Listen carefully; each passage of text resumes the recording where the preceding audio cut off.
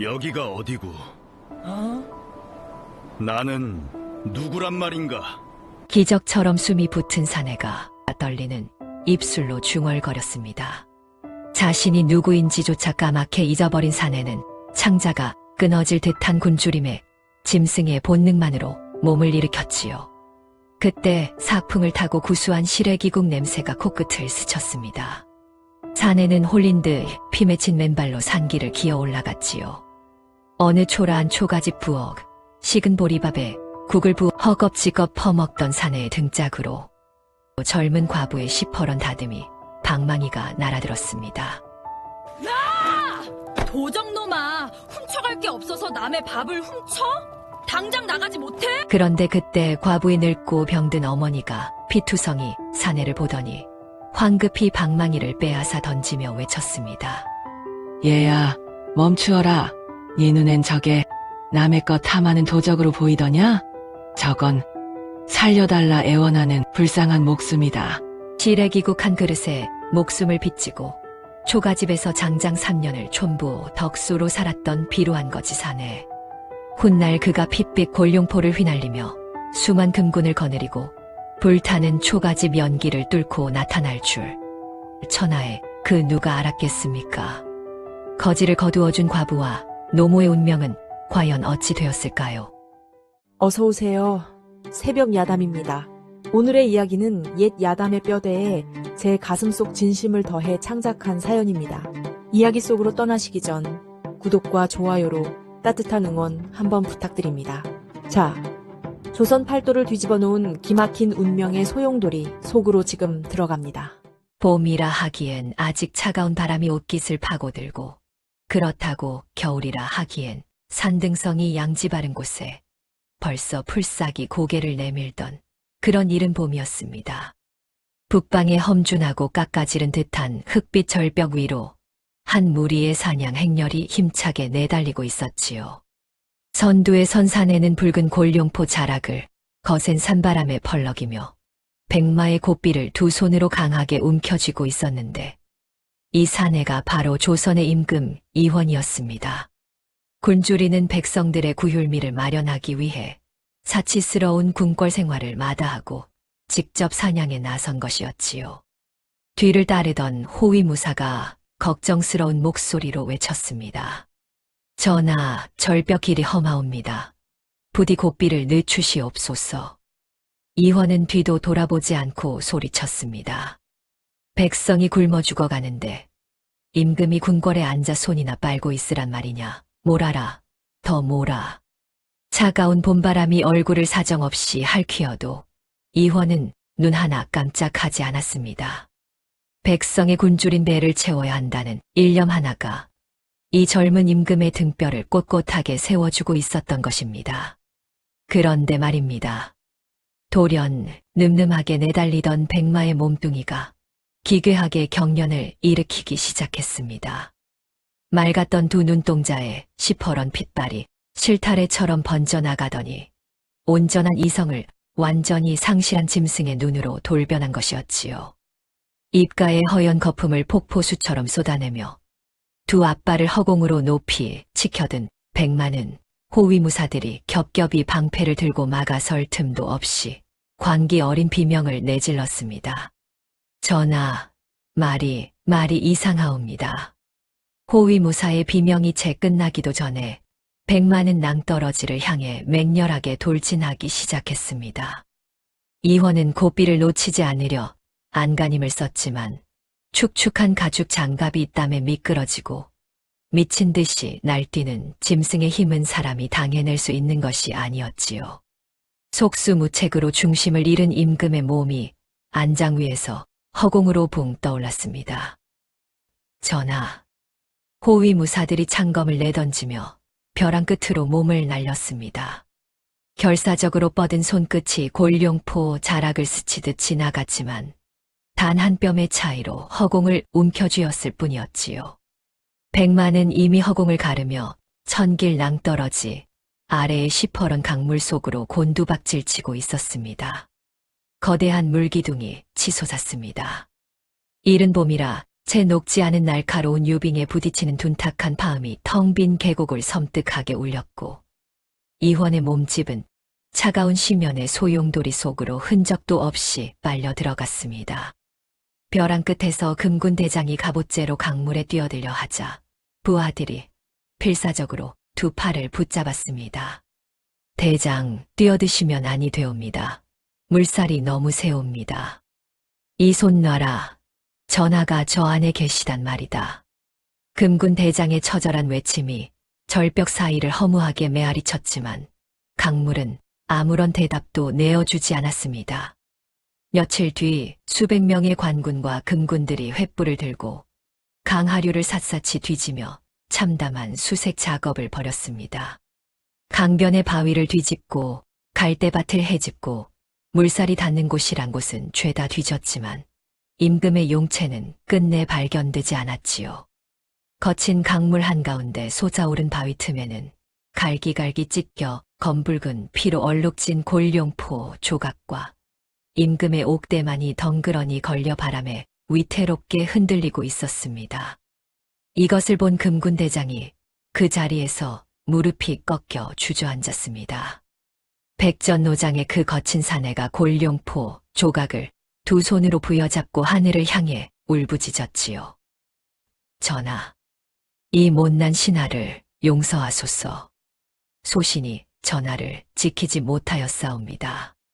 한양 도성 전역에 임금의 붕어를 알리는 장엄하고도 구슬픈 국상의 종소리가 무겁게 울려 퍼졌습니다. 온 백성들이 거리에 엎드려 대성통곡을 쏟아냈지요.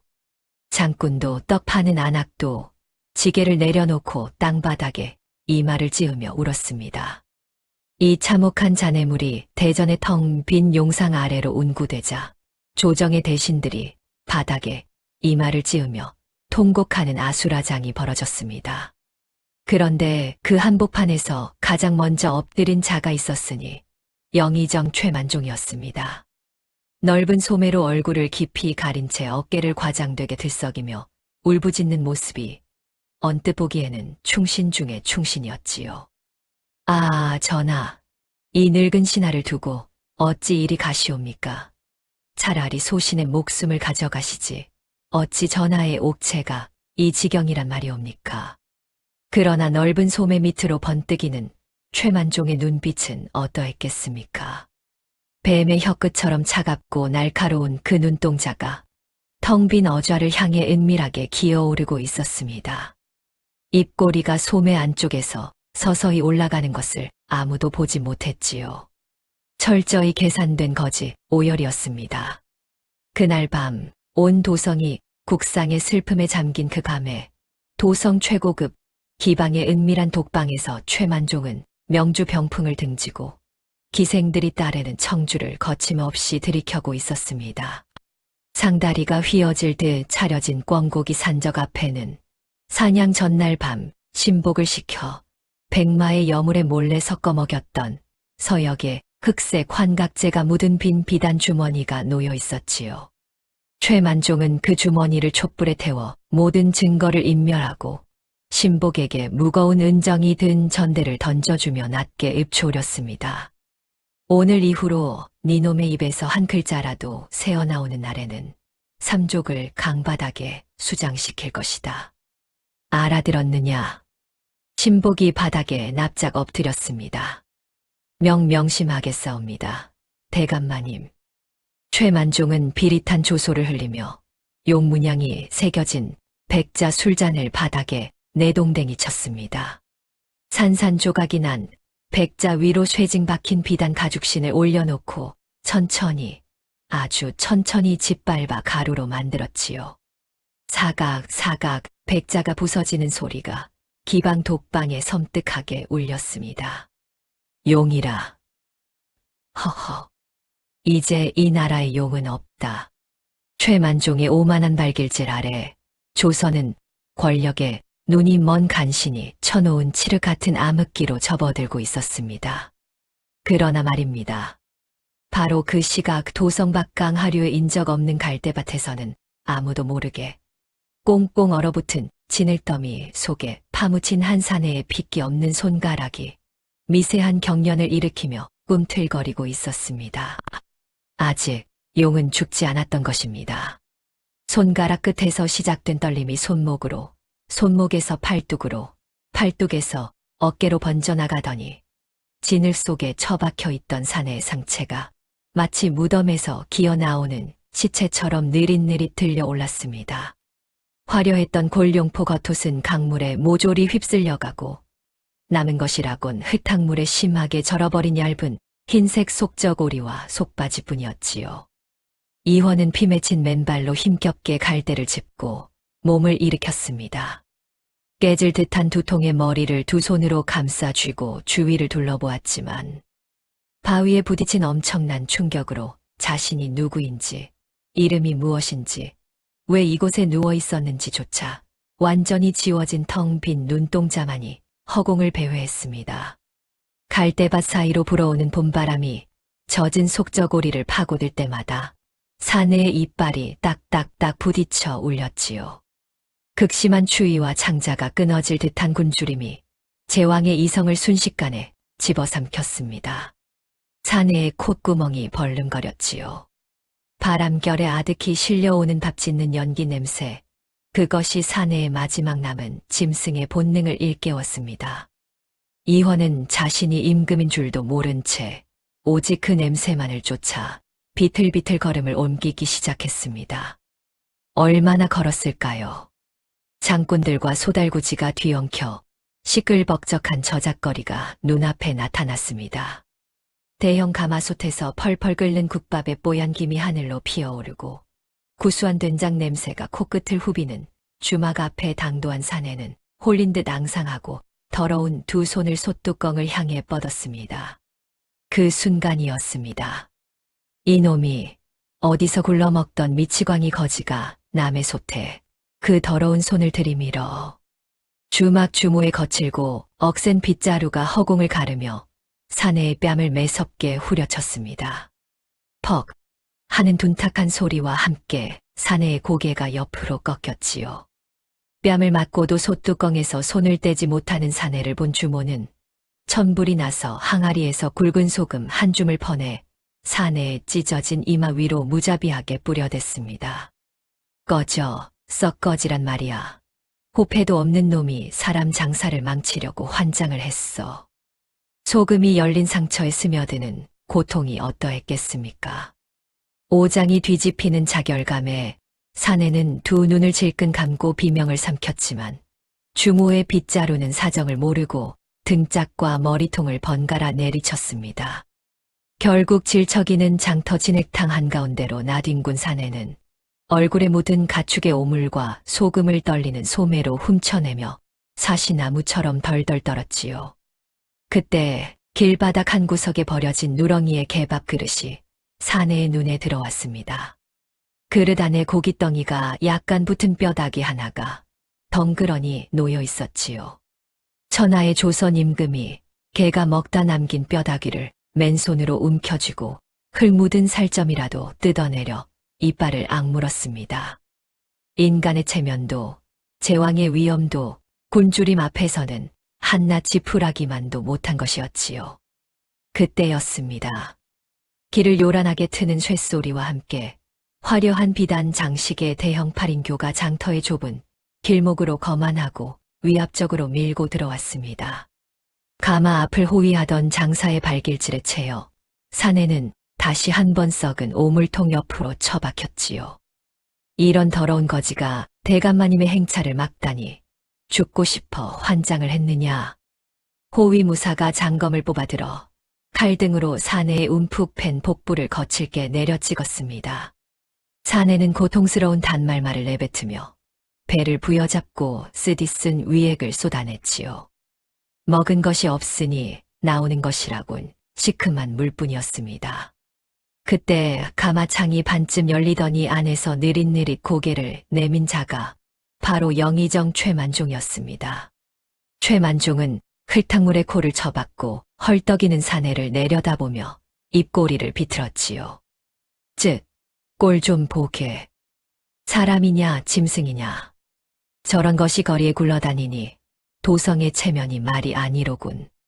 최만종의 코웃음 섞인 말 한마디에 장터를 메운 사람들이 사내를 향해 차가운 비웃음과 경멸 어린 시선을 서슴없이 던졌습니다.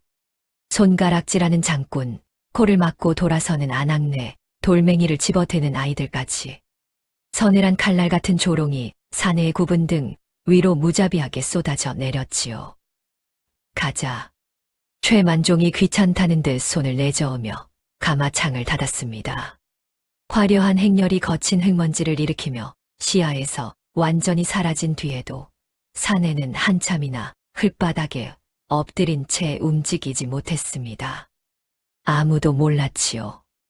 방금 오물통 옆에서 짐승처럼 짓밟힌 그 거지가 저 가마 안에 자가 목숨을 걸고 죽이려 했던 조선의 지존이라는 것을. 해가 기울었습니다. 사내는 찢어진 속저고리 사이로 파고드는 냉기를 견디며 무작정 인적이 드문 산기슭으로 기어 올라갔습니다.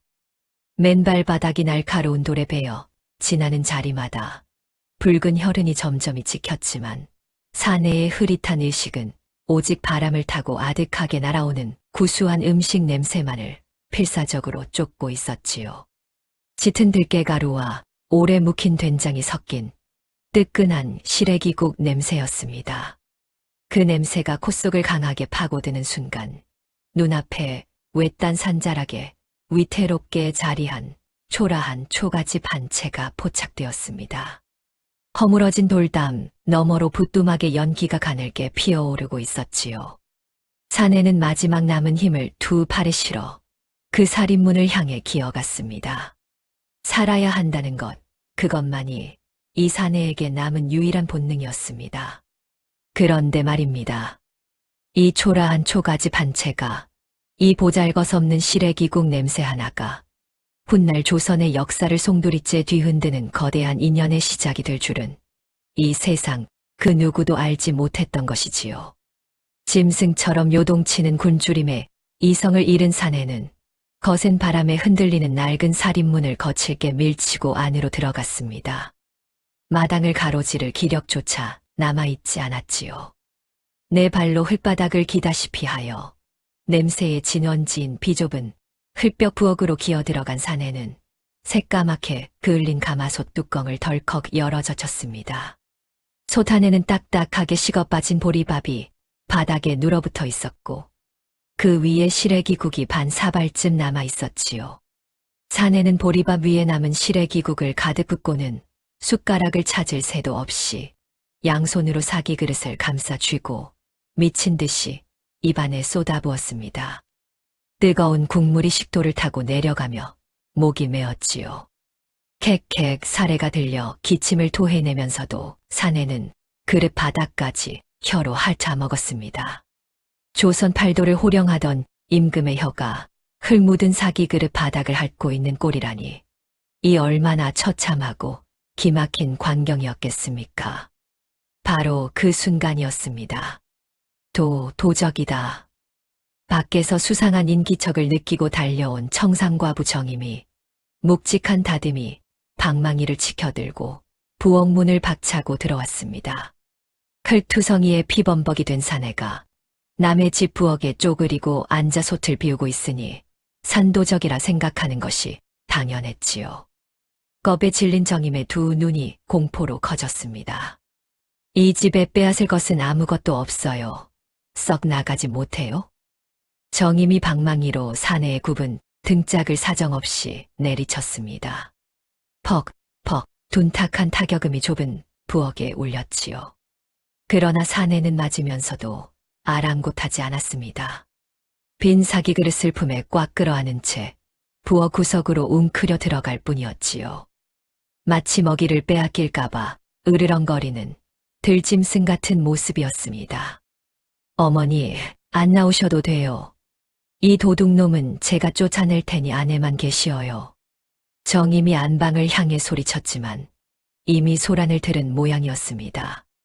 안방문이 삐걱 열리더니 기침을 연신 토해내는 병든 늙은 어머니 김씨가 낡은 지팡이를 짚고 힘겹게 마루로 걸어 나왔지요. 정임아, 무슨 소란이냐.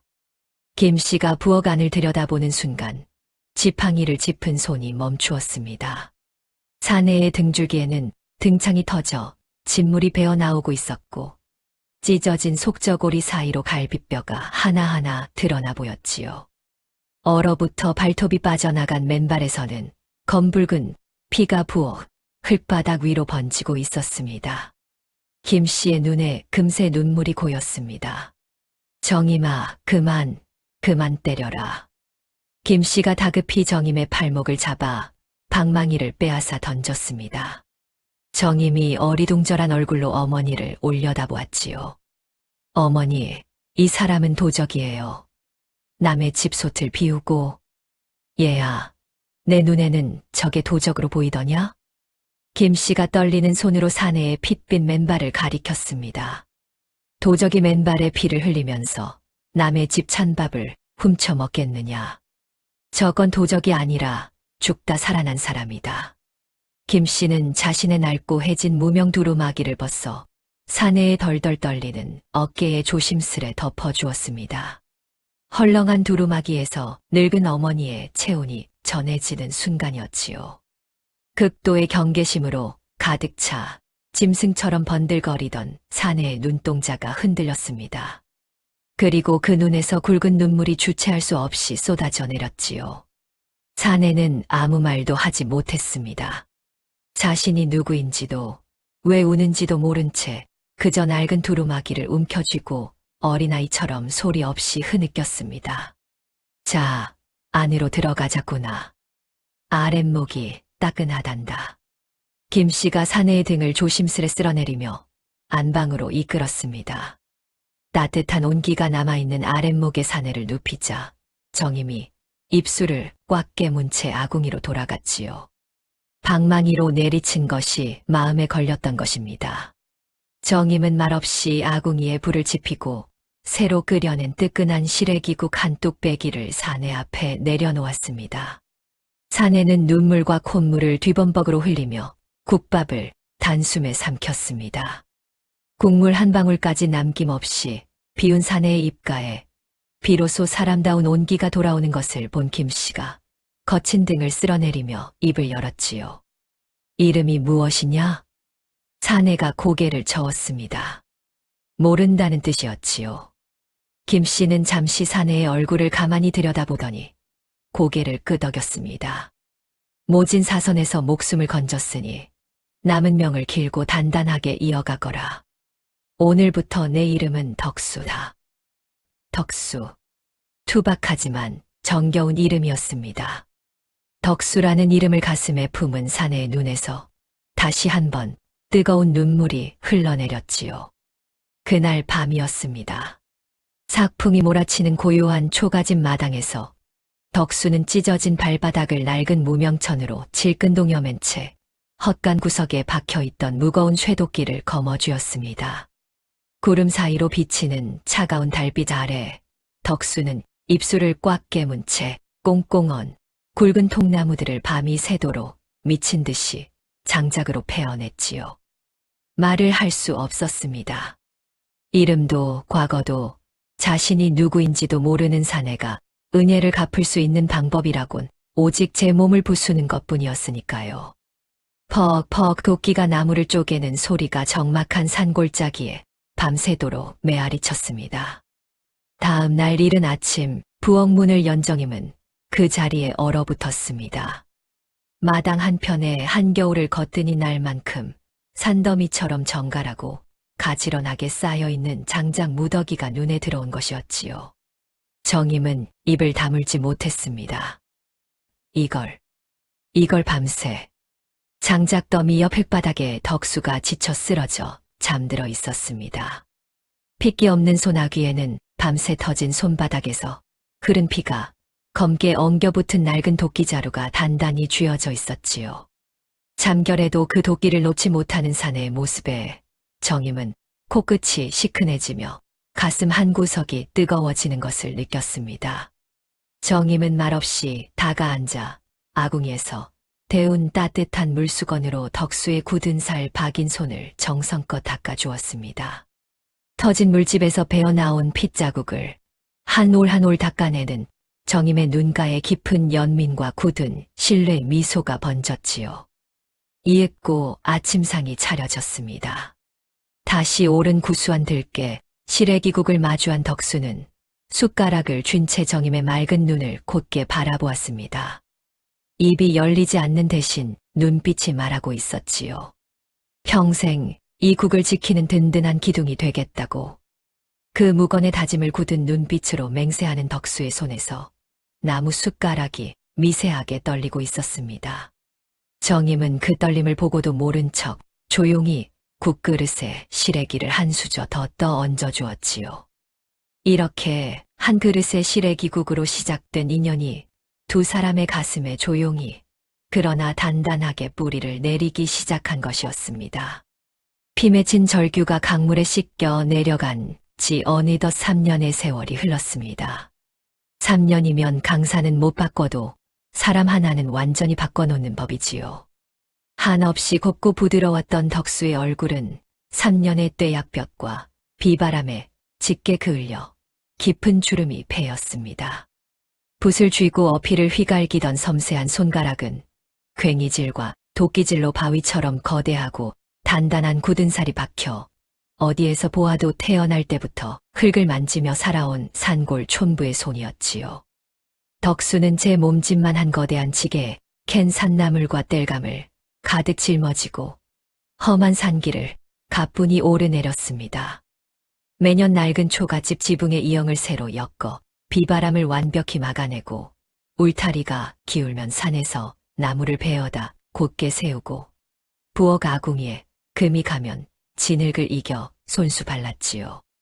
어느 모로 보나 이 산골짜기에서 가장 든든한 가장이었습니다. 아침이면 백발이 성성해진 김씨 노모의 입가에 쓴 약사발을 조심스레 대령하고 김씨의 등을 살살 두드려 기침을 가라앉혀 드렸지요. 덕수가 약사발을 건네며 무뚝뚝하게 한마디 했습니다. 어머니, 오늘은 기침이 좀 덜하신 것 같소. 김씨가 약사발을 받아들며 주름 가득한 눈가를 찡그렸습니다. 이놈아, 네가 의원이냐? 듣기 좋은 소리 하지 말고 어서 밥이나 먹어라. 예, 어머니. 덕수는 씩 웃으며 마루로 나왔습니다. 그 옆에서 정임이 수선해준 해진 집신을 내밀었지요. 덕수는 정임이 밤새 엮어준 집신을 매만지며 한없이 평온한 미소를 지었습니다. 고소한 된장 냄새가 진동하는 마루에 앉아 시래기국을 크게 떠먹은 덕수는 정임의 거칠어진 손등을 자신의 투박한 두 손으로 덮어 쥐었습니다. 아무 말도 하지 않았지요. 그저 손을 잡는 것만으로 충분한 3년 세월이 빚어낸 소박한 촌부의 일상이었습니다. 그런데 말입니다. 같은 시각 도성 한복판의 풍경은 이 평온한 산골짜기와는 천지 차이였지요. 영의정 최만종의 99칸짜리 으리으리한 대저택은 어린 꼭두각시 왕을 세워두고 무소불위의 권력으로 기형적인 번성을 누리고 있었습니다. 저택 안쪽에 마련된 거대한 10여 개의 곳간에는 조선 팔도에서 긁어모은 토지 문권과 수만 석의 쌀가마니가 천장까지 닿을 만큼 쌓여 있었지요. 쌀가마니 사이로 쥐떼가 들끓고 썩은 내가 진동했지만 최만종은 눈 하나 깜짝하지 않았습니다. 썩든 말든 남에게 줄 바에야 썩히는 쪽을 택하는 것이 이 간신의 본성이었으니까요. 그러나 대문 안쪽의 풍경은 그야말로 탐욕이 빚어낸 생지옥이었습니다. 최만종은 매일 밤 시퍼런 강물에 빠져 퉁퉁 부은 이원의 원기가 자신의 목을 조르는 끔찍한 환촉에 시달렸지요. 으아, 저리 가란 말이다. 한밤중에 짐승 같은 비명을 지르며 안방 바닥을 나뒹구는 최만종을 시중드는 하인들이 붙잡아야 했습니다. 3년간 극도의 불안과 망상에 갉아먹힌 최만종은 안방 사방 벽면에 붉은 주사로 그린 기괴한 부적을 빈틈없이 도배해 놓고 촛불을 하나도 끄지 못한 채 밤마다 발작을 일으켰지요. 급기야 저택 널찍한 마당 한가운데 사람 키만 한 거대한 무당 작두를 설치하고 팔도에서 불러들인 용하다는 만신들이 밤낮 없이 돼지 피를 흩뿌리며 노방울을 흔들어대는 흉기 어린 구판을 벌였습니다. 징소리, 꽹과리 소리, 만신의 날카로운 비명이 뒤섞여 대감댁 담장 밖까지 섬뜩하게 울려 퍼졌지요. 대감마님, 원혼이 물러갔사옵니다. 이제 편히 주무시옵소서. 만신이 피 묻은 방울을 흔들며 아뢰었지만 최만종은 고개를 내저었습니다. 물러가긴 눈만 감으면 그놈의 퉁퉁 부은 얼굴이 코앞에 들이닥치는데 언얼도를 가져와라. 머리맡에 놓지 않으면 눈도 못 붙인단 말이다. 무당이 피로 벼린 시퍼런 언얼도를 머리맡에 눕혀놓고서야 겨우 선잠을 자는 영의정이라니 이 얼마나 처참한 꼴이었겠습니까. 마당을 쓸다 조금이라도 헛기침을 하는 노비는 원귀의 기척이라며 가차없이 형틀에 묶어 장살로 잔혹하게 다스렸지요. 저택 안채의 풍경 역시 참혹하기 그지없었습니다. 최만종의 장남과 차남은 늙어가는 아비의 막대한 재산을 미리 차지하기 위해 매일같이 다투었지요. 형님이 가져갈 것이 뭐가 있다고 곳간에 손을 대시오. 남쪽 전답은 내 것이오. 이놈이 감히 형에게 주둥이를 놀려 아버지 살아생전에 벌써 재산을 쪼개자고 늘 한가운데서 서로의 멱살을 잡고 칼부림까지 벌이는 꼴이었습니다. 선열이 마를 날이 없는 대감댁 지붕 위로는 가문의 철저한 몰락을 암시하듯 검은 까마귀 떼가 날마다 하늘을 까맣게 뒤덮으며 음산하게 날아들었지요.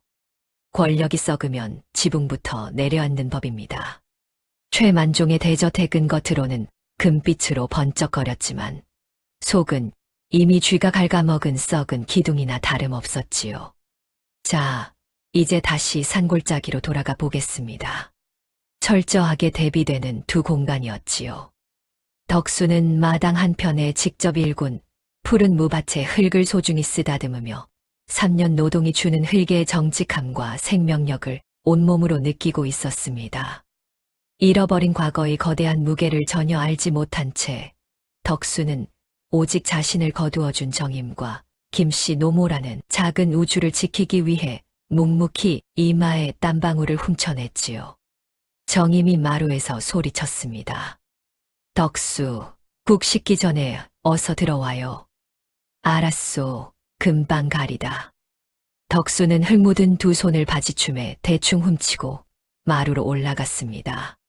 산골짜기의 초가집에는 권력의 비린내 대신 오직 들깨와 된장이 섞인 구수한 시래기국 냄새만이 그들의 소박한 밥상을 매일같이 따뜻하게 채워주고 있었지요. 한쪽에서는 썩은 쌀가마니 위에 까마귀가 앉고 한쪽에서는 구수한 시래기국 김이 피어오르는 이 두 풍경. 하늘은 과연 어느 쪽에 손을 들어줄 것인지 아직 아무도 알 수 없었습니다. 그러나 운명의 수레바퀴는 이미 천천히, 아주 천천히 돌아가기 시작하고 있었지요. 평온하던 산골 마을에 매서운 사풍이 불어닥치던 그의 겨울이었습니다. 김씨 노모의 오랜 병환이 급격히 악화되었지요. 아침 저녁으로 정임이 다려드리던 약초로는 더 이상 버틸 수 없는 지경이었습니다. 어머니 정신 차리세요. 한밤중에 정임의 다급한 비명이 초가집을 뒤흔들었습니다. 김씨 노모가 기침 끝에 시뻘건 피를 한 사발이나 쏟아낸 것이었지요. 아랫목 이불 위로 번져가는 핏자국을 본 덕수는 억장이 무너지는 심정으로 주먹을 꽉 쥐었습니다. 정임, 내가 도성장터 약방에 다녀오리다. 어머니, 곁을 지키고 있소. 정임이 덕수의 팔을 붙잡았습니다. 도성까지는 하루 길이에요. 이 추위에 어찌. 어머니가 피를 토하는데 어찌 가만히 앉아있으란 말이오. 덕수는 3년간 애지중지 모아둔 귀한 짐승 가죽 보따리를 짊어지고 동이 트기도 전에 초가집을 나섰습니다. 산길을 뛰다시피 내려가는 덕수의 등 뒤로 정임의 목소리가 바람에 실려 아득하게 날아왔지요. 덕수, 부디 무사히. 도성 인근의 가장 큰 장터에 당도한 덕수는 짐승 가죽을 내밀어 약방 주인에게 간곡히 사정했습니다. 노모가 피를 토합니다. 제발 가장 좋은 약을 지어주시오. 약방 주인이 가죽의 질을 살피더니 고개를 끄덕였지요. 산삼과 당귀를 넣어 지어드리리다. 이 정도 가죽이면 충분하오. 정성스레 지어준 산삼과 당귀가 든 값비싼 한지 약첩을 품에 깊숙이 안은 덕수는 어머니의 얼굴을 떠올리며 서둘러 장터를 빠져나가려 했습니다. 이 약첩 하나에 김씨 노모의 목숨이 달려 있었으니 덕수의 발걸음이 얼마나 다급했겠습니까? 바로 그 찰나였습니다. 요란한 논나팔 소리가 장터를 찢어 발겼습니다. 백성들을 겁박하러 나온 최만종의 기마 행렬이 장터로 들이닥친 것이었지요. 영의정 대감마님 행차시다. 길을 비켜라, 길을 비켜. 선두에 선 덩치 큰 사병들이 길을 막는 백성들을 향해 무자비하게 쇠가죽 채찍을 휘둘렀습니다. 채찍에 맞은 장군이 피를 뿜으며 쓰러지고 좌판의 광주리들이 공중으로 날아가며 장터는 순식간에 비명이 난무하는 아수라장으로 변했지요. 피해, 어서 피해. 사방에서 터져나오는 비명 속에 인파가 밀물처럼 밀려왔습니다. 덕수는 약첩을 품에 꼭 안은 채 피하려 했지만 뒤에서 밀려드는 인파의 발이 걸려 비틀거렸지요. 그 순간 사병의 채찍이 허공을 가르며 덕수의 넓은 등짝을 정통으로 갈랐습니다. 찢어지는 고통에 덕수의 무릎이 꺾이며 흙바닥으로 둔탁하게 고꾸라졌습니다. 그 충격에 소중히 품었던 약첩근이 터지며 검은 약재들이 진흙탕 위로 우수수 쏟아졌지요. 산삼 조각이 진흙에 처박히고 당귀 뿌리가 말발굽 아래로 굴러갔습니다. 안 돼. 덕수는 두 팔을 뻗어 진흙 속 약초들을 미친 듯이 긁어모았습니다. 손톱 사이로 피가 배어나왔지만 아랑곳하지 않았지요. 이 약재가 짓밟히면 어머니가 죽는다. 그 생각뿐이었습니다. 그때 콧김을 뿜는 흑마에서 최만종이 거만하게 내렸습니다. 바닥에 엎드려 진흙을 파헤치는 촌부의 등짝이 눈에 들어왔지요. 최만종의 입꼬리가 비틀어 올라갔습니다. 쯧, 더러운 것. 최만종은 느릿느릿 다가가더니 덕수의 투박한 손등 위로 쇠징이 박힌 호화로운 비단 가죽신을 얹었습니다. 그리고 체중을 실어 자근자근 짓밟기 시작했지요. 뼈가 으스러지는 소리가 났습니다. 덕수의 입에서 짐승 같은 신음이 새어나왔습니다. 살점이 찢어지고 손등 뼈가 삐걱거리는 고통 속에서 엎드린 채 이를 악물고 고개를 치켜들었지요. 덕수의 시선 끝에 자신을 벌레 보듯 내려다보는 최만종의 탁하고 비릿한 조소가 선명하게 맺혔습니다. 감히 대감 행차에 더러운 손을 내밀어 이런 상놈의 손은 밟혀도 싸지. 최만종이 가죽신에 더 깊이 힘을 주며 코웃음을 쳤습니다. 바로 그 찰나였습니다. 덕수의 뇌리를 섬광처럼 강타하는 것이 있었지요.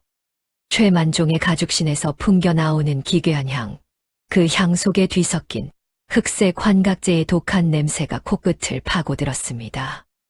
그리고 3년 전 미친 듯이 날뛰던 백마의 핏발선 눈동자와 귀를 찢는 짐승의 비명과 시퍼런 강물로 곤두박질 치던 그 순간의 공포가 거대한 해일처럼 밀려들었지요. 덕수의 눈동자가 경련을 일으켰습니다. 최만종의 교활한 눈빛을 마주한 직후 3년간 산산이 조각나무 쳐있던 과거의 모든 기억들이 폭발적으로 짜맞춰지기 시작했습니다. 백마에 탄 자신의 모습이 절벽 아래로 떨어지는 공포가 골룡포 자락이 찢겨나가던 그 순간이 하나하나 퍼즐처럼 머릿속에서 폭발했지요.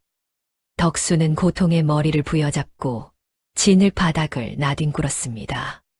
짐승 같은 신음이 이를 악문 입술 사이로 새어나왔지요. 그러나 그 처절한 몸부림 속에서 일순간 모든 혼란이 거쳤습니다. 진흙투성이의 촌부 덕수의 눈동자가 사라지고 그 자리에 조선 팔도를 호령하던 냉철하고 절대적인 군주 이원의 안광이 서슬 퍼렇게 번뜩인 것입니다. 기억이 돌아온 것이었습니다. 그러나 이원은 이를 악물었지요. 지금 여기서 정체를 드러내면 즉시 죽음뿐이라는 것을 본능적으로 알고 있었습니다. 사병의 군홧발이 명치를 걷어차 길가로 짐짝처럼 내동댕이 쳐졌지만 이원은 피투성이가 된 입술을 꽉 깨물고 멀어지는 최만종의 오만한 뒷모습을 망막에 핏빛으로 아로새겼습니다. 두고 보아라, 최만종. 반드시 니놈의 목을 치리라. 깊은 밤 초가집으로 돌아온 이원은 아랫목에 잠든 정임의 얼굴을 가만히 내려다보았습니다. 곁에서 숨을 헐떡이는 김씨 노모의 깊이 팬 주름을 손끝으로 조심스레 어루만졌지요. 터져나오려는 짐승 같은 오열을 소리 없이 목구멍으로 집어삼켰습니다. 이원은 부엌 아궁이에 식은 숫덩이를 꺼내 들었습니다. 찢어진 바지춤 조각을 펼쳐놓고 은거 중인 옛 훈련대장에게 자신의 생존을 알릴 거사의 암호 밀서를 거침없는 어필로 빽빽하게 휘갈겼었지요. 3년간 괭이를 쥐었던 손이 붓을 쥔 것처럼 거침이 없었습니다. 임금의 손은 기억을 잃어도 임금의 글씨를 쓰는 법이었지요. 밀서를 품에 깊이 넣은 이원은 뜬 눈으로 밤을 새우며 단도로 땔감을 정교하게 깎기 시작했습니다. 반달 모양의 굽은 나무 빗 2개가 완성되었지요. 이원은 잠든 정임의 베갯머리에 빗 하나를 조심스레 내려놓았습니다. 똑같은 모양의 다른 하나는 자신의 품 깊숙이 챙겨 넣었지요. 이원은 한참이나 정임의 잠든 얼굴을 들여다보았습니다. 입술이 떨렸지요. 가슴이 찢어지는 듯 했습니다. 그러나 떠나야 했습니다. 세상에서 가장 높은 신분인 임금이 청상과부를 곁에 두었다는 사실이 알려지는 순간 정임은 조정의 탄핵과 만백성의 손가락질에 짓밟혀 산산조각이 날 터였지요. 지금 이 자리에서 정체를 밝히면 이 여인의 목숨이 위험해지는 것은 물론이고 과부라는 굴레가 이 여인의 숨통을 옥죄 것이 불보듯 뻔했습니다. 기다려 주시오. 반드시 돌아오리다.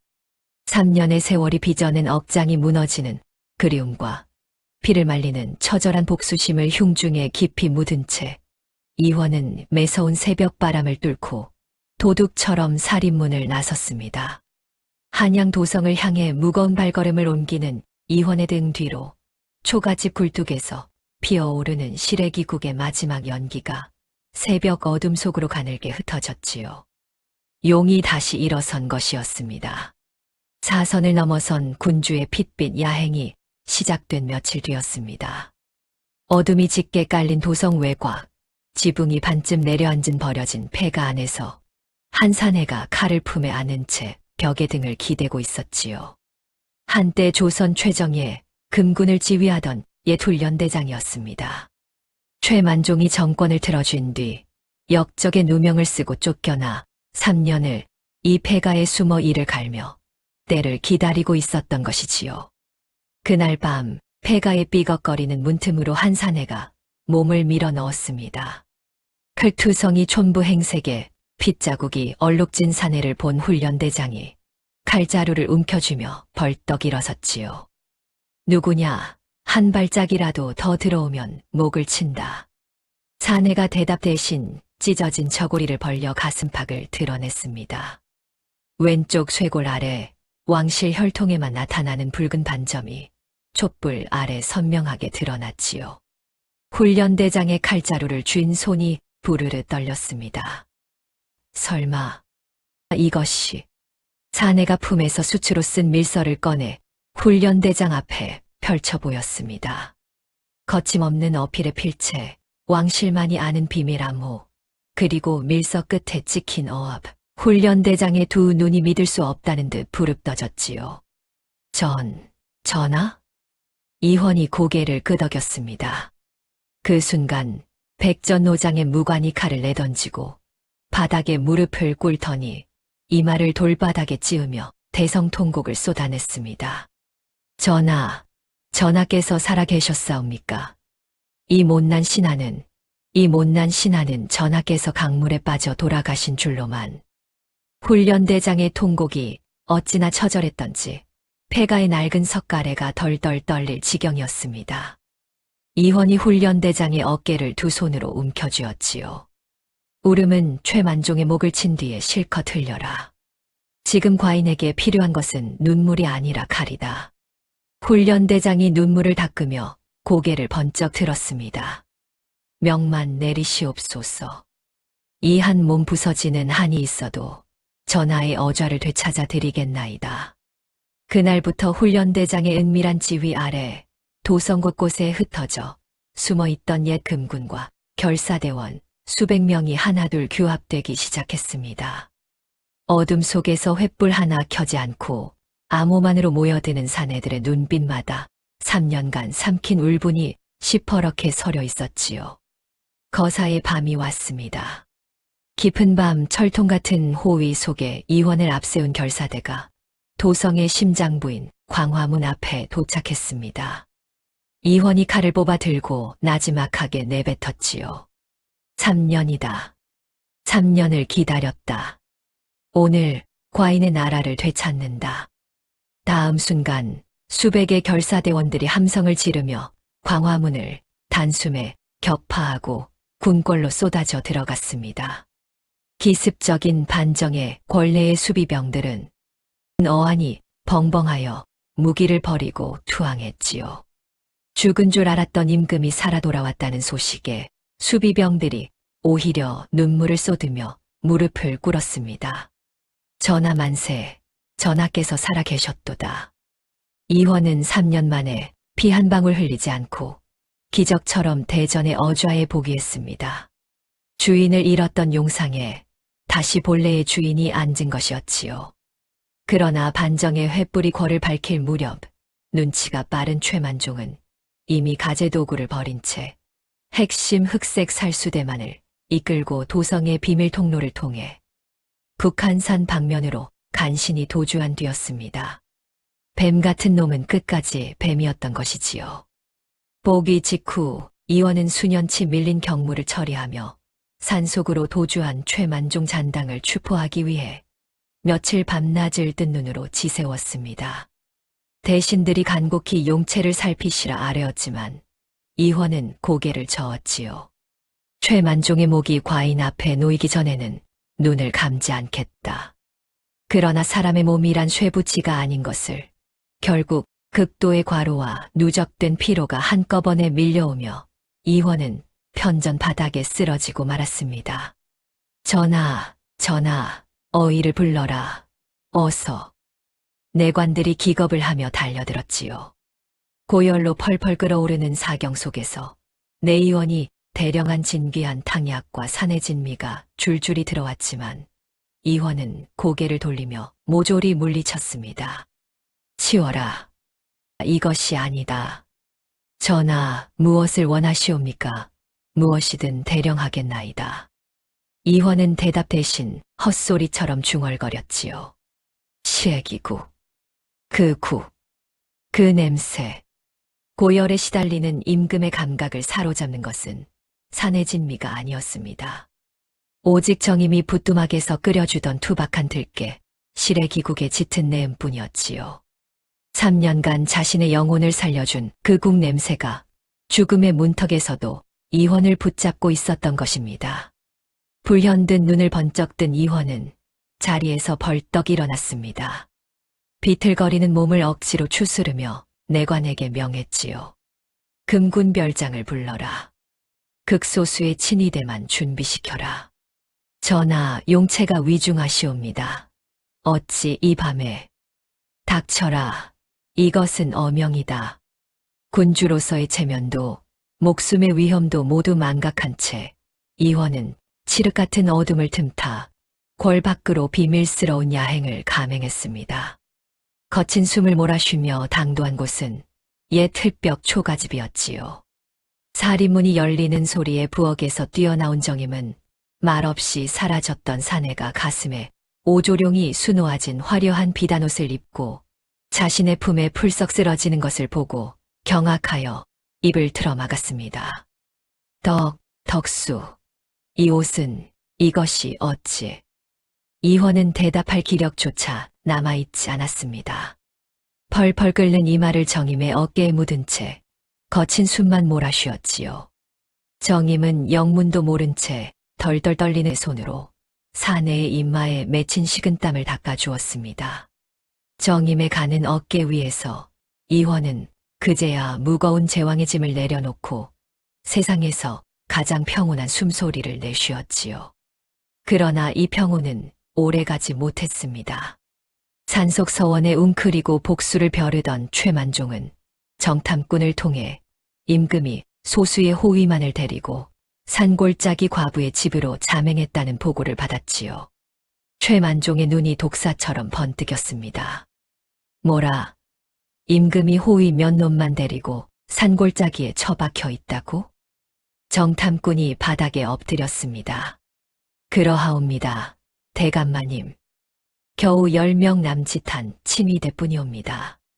최만종의 입꼬리가 귀까지 찢어지듯 올라갔습니다.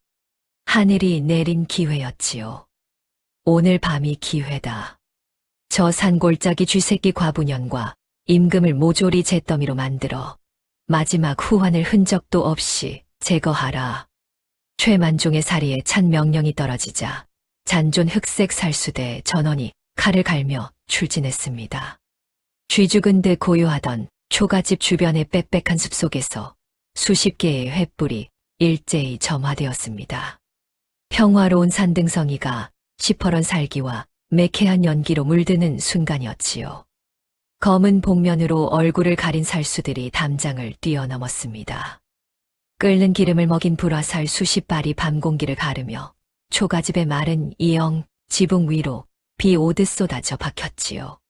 순식간에 사방으로 번져가는 것은 불길 속에서 소수의 친위대가 칼을 뽑아 들고 좁은 마당을 등진 채 살수들과 뼈와 살이 튀는 처절한 육박전을 벌였습니다. 안방의 참상을 눈치챈 정임이 몸을 던져 쓰러진 이원을 둥글게 감싸 안았습니다. 방구석의 김씨 노모는 극도의 두려움에 떨며 낡은 부직갱이를 꽉 부여잡았지요. 덕수, 정신 차려요. 불이야, 불. 불길이 방문 앞까지 핥아오고 밖에서는 칼날이 부딪히는 소름 끼치는 쇳소리가 끊이지 않았습니다. 초가집이 불타고 있었습니다. 그 안에 조선의 임금이 갇혀 있었지요. 불길이 모든 것을 집어삼키려던 절체절명의 순간이었습니다. 불탄 창호지가 찢어지며 방 안으로 자객 하나가 들이닥쳤지요. 검은 복면 사이로 드러난 시퍼런 언얼도가 정임의 얇은 어깨를 향해 내리꽂히려는 찰나 이헌의 눈이 번쩍 떠졌습니다. 고열에 축 늘어져 있던 사내의 몸이 번개처럼 튀어올랐지요. 허리춤에 차고 있던 예리한 환도를 뽑아드는 동작이 눈에 보이지 않을 만큼 빨랐습니다. 서걱, 칼날이 허공을 가르는 소리와 함께 자객의 팔목이 단숨에 잘려나갔지요. 잘린 팔목에서 뿜어져 나온 뜨거운 핏방울이 방 안을 붉게 적셨습니다. 야! 정임이 비명을 질렀지요. 그러나 이원은 돌아볼 겨를도 없었습니다. 불길을 머금은 마루 기둥이 요란한 소리를 내며 무너져 내리고 있었지요. 이원은 자신의 겉옷을 벗어 정임과 김씨, 노모를 한꺼번에 감싸며 필사적으로 방어 자세를 취했습니다. 고개를 숙이시오. 절대 머리를 들지 마시오. 덕수, 괜찮소. 내가 지킨다. 반드시 지킨다. 이헌이 이를 악물고 무너져 내리는 불씨를 환도로 쳐냈지만 상황은 절망적이었습니다. 마당에서는 압도적인 수적 열세에 밀린 친위대원들이 하나둘 피를 뿜으며 쓰러지고 있었지요. 전하를 지켜라. 친위대장이 배에 칼을 맞고서도 두 손으로 적의 목을 움켜쥐며 외쳤지만 살수들은 끝없이 담장을 넘어 밀려들었습니다. 불길이 문지방까지 핥아오며 퇴로가 완전히 차단된 것이었지요. 끝인가? 여기서 끝나는 것인가? 이원이 환도를 쥔 손에 마지막 힘을 실으며 이를 악물었습니다. 정임을 등 뒤로 밀어넣고 김씨 노모를 방구석 가장 깊은 곳으로 밀어넣고 자신은 무너지는 문짝 앞에 홀로 섰지요. 제왕의 눈빛이었습니다. 설령 여기서 죽더라도 이 두 사람만큼은 자신의 시체를 밟고 넘어가야 닿을 수 있게 만들겠다는 각오였지요. 바로 그 순간이었습니다. 밤하늘을 산산조각 낼 듯한 거대한 뿌로각 소리가 산등성이 너머에서 울려 퍼졌습니다. 이헌의 눈이 커졌지요. 이 호각 소리를 이헌은 알고 있었습니다. 금군의 출진 호각이었습니다. 임금의 뒤를 은밀히 쫓아 산자락에 매복해 있던 금군 대장이 산 꼭대기에서 붉은 신호탄을 쏘아 올렸지요.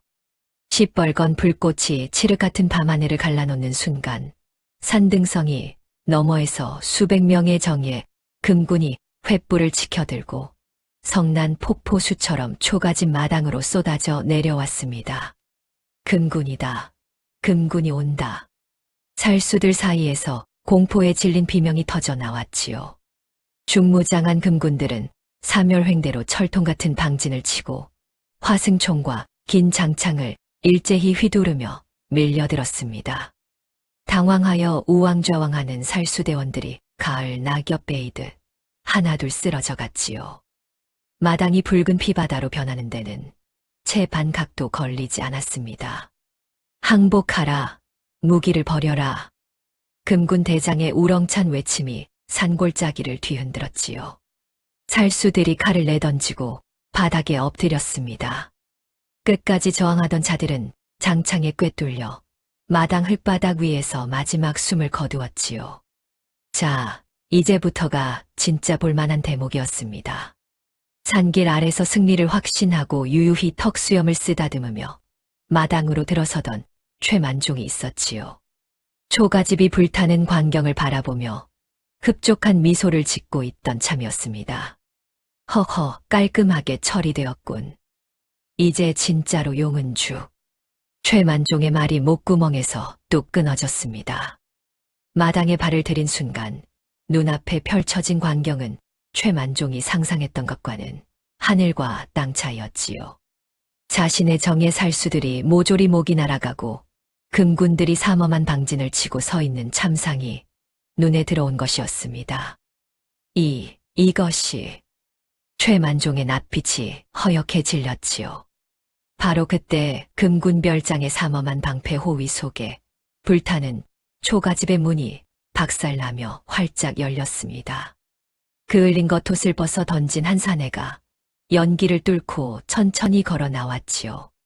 찬란한 금실로 용이 수놓아진 붉은 골룡포가 불빛에 번쩍였습니다. 활활 타오르는 거대한 불기둥을 등지고 걸어 나오는 사내의 그림자가 마치 불 속에서 솟아오르는 진짜 용과 같았지요. 제왕의 압도적인 위엄과 핏발선 맹수의 안광이 마당을 가득 채웠습니다. 최만종이 헉 하고 목구멍에서 소리를 뱉어냈습니다. 전하. 어찌 살아. 그 순간 최만종의 머릿속에 3년 전 장터의 기억이 번개처럼 스쳤지요. 오물통 옆에서 개뼈다귀를 쥐고 있던 거지. 자신이 쇠징 박힌 가죽신으로 손등을 자근자근 밟아댔던 그 더러운 촌부. 그 촌부가 바로 자신이 죽였다고 믿었던 조선의 지존이었던 것입니다. 최만종의 다리에서 힘이 빠졌습니다. 무릎이 먼저 꺾이고 엉덩이가 진흙바닥에 털썩 주저앉았지요. 입술이 파랗게 질려 달달달 떨리고 바지 사이로 뜨거운 액체가 흘러내렸습니다. 온 장터 사람들 앞에서 거지를 짓밟던 그 거만하던 영의정이 바지에 오줌을 지리고 있었던 것입니다. 살려주시옵소서. 전하, 제발. 이 못난 늙은이를 한 번만 살려주시옵소서. 최만종이 진흙바닥에 이마가 찢어지도록 수십 번 방아를 찧었습니다. 이마에서 터진 피가 흙과 뒤범벅이 되어 얼굴을 타고 흘러내렸지요. 짐승 같은 소리로 울부짖으며 기어서 이원의 발 앞까지 다가갔습니다. 전하, 소신이 잘못했사옵니다. 만 번을 죽어도 마땅하오나 제발 목숨만은, 이 늙은 목숨 하나만은 살려주시옵소서. 코와 눈물과 피와 진흙이 한데 비범벅이 된 얼굴로 바닥에 납작 엎드려 발을 핥듯 빌었지요. 3년간 조선을 쥐락펴락하며 백성의 고혈을 짜내던 영의정의 꼴이 이 지경이라니, 이것이 바로 하늘이 내리는 천벌의 시작이었습니다. 이원은 한 발짝도 움직이지 않았습니다. 진흙 바닥에서 벌레처럼 기어다니며 살려달라 애걸하는 최만종을 한참이나 내려다보았지요. 그 눈빛에는 분노도 연민도 경멸도 아닌 3년 세월의 무게가 통째로 실려 있었습니다. 이윽고 이원이 입을 열었습니다. 서늘하고도 묵직한 목소리가 잿더미가 된 마당의 침묵을 날카롭게 찢었지요. 참된 버러지가 누구인지 오늘 이놈의 탐욕스러운 살점으로 3년의 세월을 잃은 백성들에게 증명해주마. 임금의 서리빨 같은 어명이 떨어지기가 무섭게 금군들이 달려들어 최만종의 턱을 지식이고 두꺼운 포승줄로 사지를 꽁꽁 묶었습니다. 최만종은 짐짝처럼 질질 끌려가면서도 끝까지 살려달라 울부짖었지만 금군의 군화발이 그 입을 걷어차 닫아버렸지요. 상황이 종료되자 긴장이 풀린 이원의 손에서 환도가 떨어졌습니다. 무릎이 꺾이며 흙바닥에 주저앉은 이원의 뒤에서 정임이 연기 속을 뚫고 달려 나왔지요. 정임은 쓰러진 이원의 허리춤에 매달려 있는 무언가를 보고 그 자리에 얼어붙었습니다. 반달 모양의 굽은 나무 빗이었습니다. 새벽녘 베갯머리에 놓여있던 바로 그 빗과 똑같은 빗을 이 사내가 허리춤에 매달고 다녔던 것이지요. 정임의 눈에서 눈물이 왈칵 쏟아졌습니다. 덕수, 아니, 당신은 대체. 이원이 흙바닥에 주저앉은 채 정임의 손을 잡았습니다. 거칠어진 촌부의 손이 고운 골룡포 소매 밖으로 튀어나와 있었지요. 미안하오. 모든 것을 말해주지 못해 미안하오. 정임은 대답 대신 이원의 손을 꽉 움켜쥐고 소리 없이 울었습니다. 뒤에서 김씨 노모를 부축한 금군이 마당으로 나오자 이원이 고개를 돌려 김씨를 바라보았지요.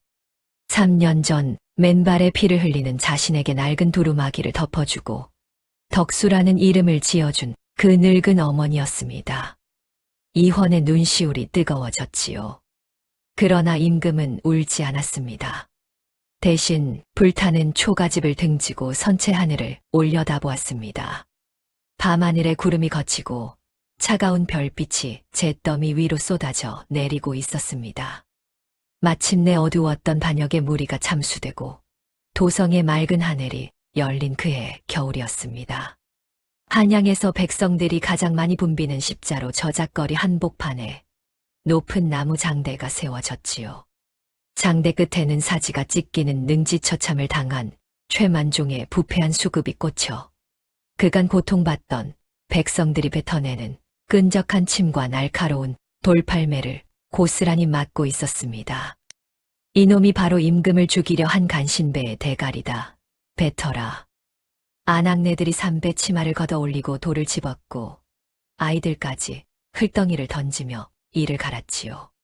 한 노파가 장대 앞에 주저앉아 대성통곡을 터뜨렸습니다. 우리 아버지가 이놈 때문에 굶어 죽었다. 이놈 때문에. 최만종의 두 아들 역시 비참한 최후를 맞았지요.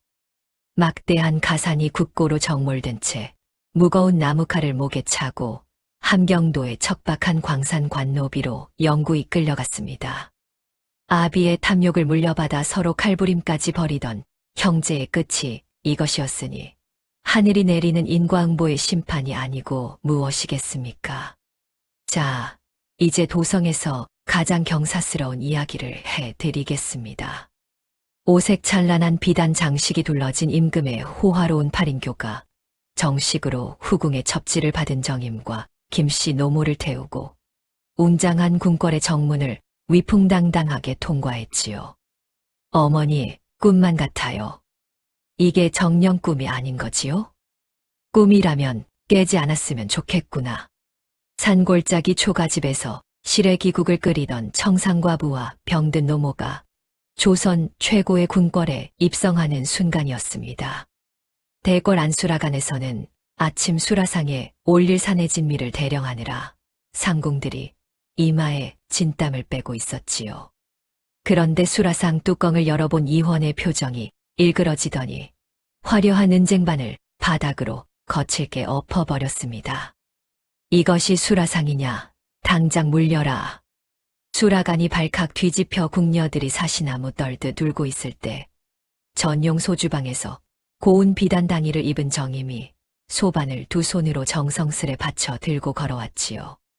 소반 위에는 은쟁반의 금그릇이 아닌 정임의 낡은 질그릇 뚝배기가 올려져 있었습니다. 그 안에서 산골 아궁이에서 끓여내던 바로 그 투박한 들깨 시래기국이 모락모락 김을 피워내고 있었지요. 전하, 변변찮은 것이오나. 이원은 독을 감별하는 은수저를 치우고 촌부 시절 즐겨 쓰던 달고 다른 나무 숟가락을 집어들어 국물을 한 입 크게 떠넘겼습니다. 세상을 다 가진 듯 환하고 편안한 미소가 이원의 얼굴 가득 번졌지요. 이것이다. 과인이 찾던 것은 바로 이것이다. 깐깐한 조정 대신들이 모두 도열해보는 앞에서 이원은 정임의 굳은 살 박인 손을 당당하고 굳게 맞잡았습니다. 오직 이 시래기국만이 과인의 영혼을 살린 천하제일의 진수성찬이다. 이것을 어명으로 천명하노라. 대궐 후원의 볕이 가장 잘 드는 화려한 정자에서는 평생 고생만 하던 김씨 노모가 최고위 상궁들의 극진한 어깨 주무름을 받으며 귀한 쌍화차를 마시고 있었습니다. 아이고, 이게 무슨 호사란 말이냐. 내가 죽기 전에 이런 대접을 받다니. 어머님, 쌍화차를 한 잔 더 올리겠사옵니다. 김씨 노모는 쑥스러운 듯 손을 내저었지만 얼굴 가득한 미소를 감출 수는 없었지요. 초가집 방구석에서 기침을 토하며 죽음을 기다리던 노모가 궁궐 후원에서 최고의 호사를 누리고 있으니 이보다 더한 인생 역전이 어디 있겠습니까? 1년의 세월이 더 흐른 뒤 정임의 품에서 임금의 총기를 그대로 빼닮은 영특한 왕자가 건강하게 태어났습니다. 대궐 전역에 경사스러운 풍악이 울려 퍼졌지요. 이원의 기쁨은 하늘을 찌를 듯했습니다. 화려한 금박의 백일복을 입은 어린 왕자를 한쪽 팔로 안아든 이원은 다른 한 손으로 시래기국을 나무 숟가락으로 크게 떠먹으며 아이의 포동포동한 뺨에 입을 맞추고 호탕하게 웃었지요. 이놈아, 네가 커서 이 국 맛을 모르면 아비의 자식이 아니다. 전하, 아직 이가 나지도 않은 아이한테 무슨 말씀을. 이가 나면 가장 먼저 정임이 너의 시래기국부터 먹일 것이다. 알겠느냐? 정임이 웃으며 고개를 저었지요. 정임의 정갈한 머릿결 한편에는 이원이 산골짜기에서 달빛을 받으며 직접 깎아주었던 반달 모양의 굽은 나무 빗이 여전히 가장 귀한 장식으로 단단히 꽂혀 있었습니다. 부패한 조정의 기강이 엄격한 법도로 바로잡히고 가장 낮고 소박한 촌부의 구수한 시래기국 냄새가 태평성대의 상징이 되어 대궐 담장을 넘어 퍼져나갔지요. 개뼈다귀를 쥐고 장터 바닥을 기던 거지가 다시 용상에 앉고 다듬이 방망이를 휘두르던 과부가 비단 당이를 입고 병든 노모가 궁궐 정자에서 쌍화차를 마시는 이 기구하고도 장쾌한 전설은 조선 팔도 백성들의 입에서 입으로 전해지며 영원토록 가슴 뭉클한 야담으로 남았더랍니다. 착하게 살면 반드시 복을 받고 악하게 살면 반드시 천벌을 받는 법이라고 말입니다. 자, 여기까지가 오늘 들려드린 이야기였습니다. 장터 바닥에서 개뼈다귀를 쥐고 짐승처럼 기던 사내가 다시 용상에 앉고 다듬이 방망이를 휘두르던 과부가 비단 당이를 입게 되기까지 참으로 기구하고도 장쾌한 사연이었지요. 착한 마음 한 그릇이 천하를 움직이고 한 그릇의 시래기국이 임금의 목숨을 살린 이 이야기, 여러분의 가슴에도 따뜻하게 남았으면 좋겠습니다. 구독과 좋아요 꼭 한번 눌러주시면 좋은 일만 가득하실 겁니다. 다음에는 더 감동적이고 더 통쾌한 이야기로 찾아뵙겠습니다. 지금까지 새벽 야담이었습니다. 감사합니다.